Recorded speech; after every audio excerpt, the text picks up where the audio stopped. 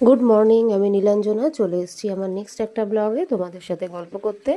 আজকে সানডে, সকাল সকাল পুজো দিয়ে ভাবলাম একটু বাজারটা করে আনি, তাই আজকে সকাল সকাল চলে গেছিলাম বাজারে। আর শীতের সবজিগুলো দেখতে এত ভালো লাগে না, আমি সবজি খুব একটা পছন্দ করি না খেতে, কিন্তু শীতকালে সবজি খেতে খুব ভালো লাগে। সবজিগুলোর স্বাদও পাওয়া যায় আর দেখতে এত সুন্দর লাগে। তাই কিছু সবজি কিনে নিয়ে এসেছি, তার সাথে মাছও নিয়ে নিলাম, দেখলাম ফ্রেশ মাছও পাওয়া যাচ্ছিল বাজারে, কিছু মাছও নিয়ে নিলাম। তাই একবারে বাজার করে নিয়ে এসেছি সবজি মাছ। কালকে ননদও এসেছিলো, ও এসে সেম একই কথা বলল, বলে কি দেখো বাজারে সবজিগুলো পাওয়া যাচ্ছে, দেখতে কি ভালো লাগছে। তাই ও ফুলকপি পালং শাক ও বাজার করে নিয়ে এসছে আমার জন্য।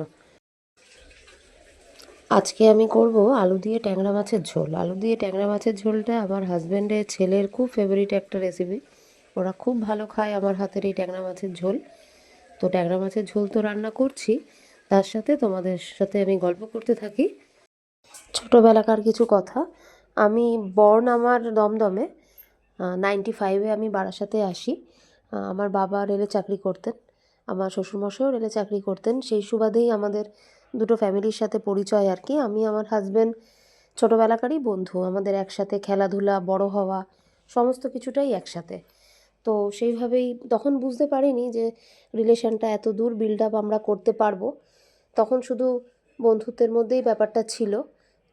তারপরে রিলেশনটা বিল্ড আপ হলো আমাদের 2008 সালে, যখন আমি আমার বাবাকে হারালাম। লাং ক্যান্সার হয়েছিল বাবার।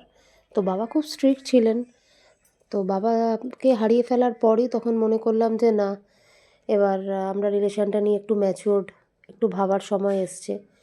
তো সেই 2002 থেকেই 2025 একসাথে এতগুলো বছর পথ চলা। তারপরে 2015-তে আমার বিয়ে হয়, 2016-তে ছেলে। এইভাবেই এতগুলো বছর আমরা একসাথে কাটিয়ে দিলাম। আমার ভিডিওটা দেখতে থাকো, তোমাদের সাথে আজকে অনেক গল্প করলাম, তোমাদের সামনে আরও অনেক গল্প নিয়ে আসব।